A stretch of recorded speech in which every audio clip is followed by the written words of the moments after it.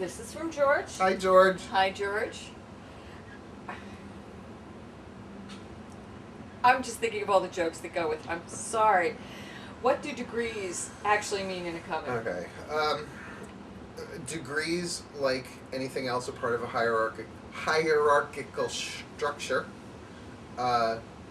Just like anything, like grades in school, you know, that you don't get to second grade before you completed first. You don't get to high school before you go through junior high school. In college, you have to go through your steps, your degrees. Right. What people don't understand about this in coven work is that there are many different variations of those degrees. There are different systems. There are 3-degree systems and 4-degree systems and 5-degree systems. In certain ones, it has to do purely with spiritual development. In our coven, Solitaries of the Silver Broom, we don't do it that way. Because you're not a tradition. We're not a tradition, which freed us up. We weren't going to have degrees in the beginning, but then as people stayed longer and longer and longer, because originally we were just considering ourselves a training coven, a place for people to get the basics and then move on, but then people wanted to make a home with us, and they wanted to take on more responsibility. So we have dedicant, which is you're in for a year and a day as a dedicant, and then after a year and a day you can choose to become a priest or a priestess, which is a 1st degree. Now you don't have to. In our coven you can be what's called the forever dead. That's a lovely term. Well, you're here, forever bud. dedicant. Forever dedicant. Oh, forever okay. Dead I for was short. like, Forever dead. It's a little little. Yes, your staple food is brains. Brains. So 1st degree is dedicant. 1st degree. 2nd degree is high priest, high priestess. 3rd degree is elder. Okay. So that's the way that we work, but it's really not a hierarchy of power. It's a hierarchy of responsibility.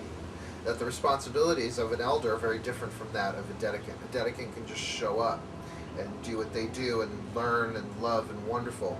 That is included in the 1st degree, but the 1st degree has certain rights and responsibilities. They can form what's called a daughter coven. Okay. 2nd degree is when you become a high priest or a high priestess, and everybody loves that word. Oh, I want to be a high priest. I want to be a high priestess. They have no idea of the politics that they're going to have to deal with and the changes that they're going to have to go through in their lives. And then they can form in our coven what's called a sister or a cousin coven. And then 3rd degree is supposed to be elder, you're retired. I'm an elder, I ain't retired. So maybe we'll come up with a 4th degree, which is leave me the hell alone, all of you pagans. I'm sentient. I want to be alone. Now you I'm turning into the hermit. Yes, Call it the leave hermitage. me alone. I want to be Grampy on the back porch, the rocking chair and his pipe, and you come ask me questions, and I'll just yell at you and shake my cane at you. But considering I'm only 40 and have another 40 years to go before I'm sure they'll let me even go near that, there are also traditional degree systems that have to do with the process of death and rebirth. That the 1st degree in some traditions, and I'm not naming any particular traditions because I don't belong in them. Degree, just to clarify for myself and maybe for others, degrees really are only for traditions. I mean, I'm sure there are exceptions to that rule, because I don't know what everybody's everything is out there. Okay. But fair enough. We got to answer from my experience again. Okay. But in and this is written stuff, by the way. I'm not like divulging anybody's secrets here. But the 1st degree is often considered the degree of birth, Okay. governed by the goddess. The 2nd degree is often the degree of death, governed by the god. 3rd degree is the degree of rebirth, governed by both god and goddess united as one. So you go through birth, death, and rebirth. That is a structure that's often used in training witches and bringing them up through to a position of clergy. Now, in our ministry program, we use a degree system similar to that. But the way we work it is you can't enter the ministry, the clergy program, I should say, until you have been a 1st degree in Solitaries of the Silver Broom for 6 months. Okay. So you become what we call a 1.5 degree clergy student. Then we have the 2nd degree, you become a high priest, high priestess, and then 3rd degree, you become clergy. You become a clergy person. So, and again, that's just how we do it. I've found so many different variations on that theme as we go. You know, my grandfather was a Mason. Mm-hmm.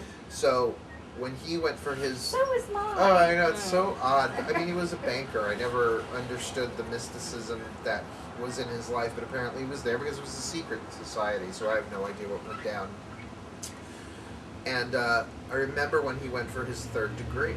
I mean, I was a child. I was like maybe 7 or 8 years old, running around this hotel with all of these men, you know, Shriners and whatnot. But I understand they have many, many, many, many, many, many degrees.